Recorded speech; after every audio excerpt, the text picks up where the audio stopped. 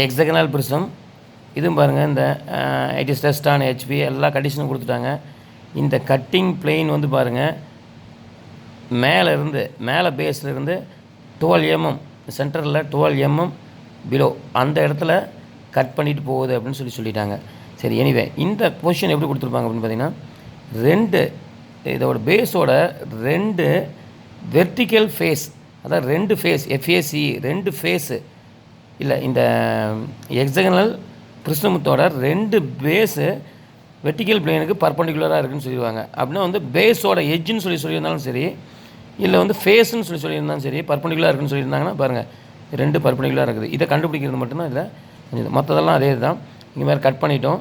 இப்போ இன்டர்செக்ட் ஆகிற இடம் வந்து பார்த்திங்கன்னா, எதெல்லாம் இன்டர்செக்ட் ஆகிற முன்னாடி இருந்து பார்க்குற எட்ஜு, தெரிகிற எட்ஜுக்கு ஃபஸ்ட்டு கொடுத்துட்டு வரணும். 1 பாருங்கள், 2 இந்த இடத்துல வந்து பாருங்கள், 3 முன்னாடி இந்த இடத்துல இது பேர் 3 பாருங்கள், 3 தெரியாதது அந்த பக்கம் இருக்கிற ஒரு எட்ஜை மேலே பேஸில் உள்ள எட்ஜு பேஸில் இன்டர்செக்ட் ஆகும். அது வந்து பார்த்திங்கன்னா 4 ப்ராக்கெட்டில் போட்டிருக்காங்க.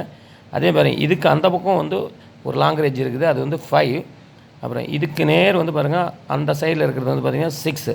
இதெல்லாம் யூஸ் பண்ணி இங்கே பாருங்கள் 1 2 3 எந்தெந்த ஏஜ். இப்போ வந்து பாருங்கள், ஏபியில் வந்து இன்டர்செக்ட் ஆகிறது. அப்புறம் பாருங்கள் எஃப்யூவில் வந்து இன்டர்செக்ட் ஆகிறது. அதெல்லாம் பாருங்கள், 6வது இது நம்பர் டெஸ்ட் 6. இது பாருங்கள் 1. இங்கே பாருங்கள்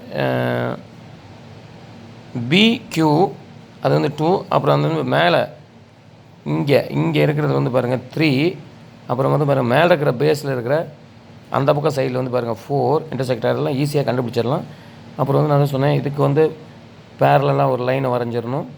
அந்த லைனில் இருந்து இங்கேருந்து இது எப்படி கண்டுபிடிக்கிறதுனா, இந்த எக்ஸ்ஒய் லைனில் இருந்து இந்த பாயிண்ட் எவ்வளவோ 6 பாருங்கள், அங்கேருந்து keep this as centre, this as radius 1, this as centre, this as 2. அது மாதிரிங்க 1 2 ஒவ்வொரு டிஸ்டன்ஸை கண்டுபிடிச்சி பாருங்கள்.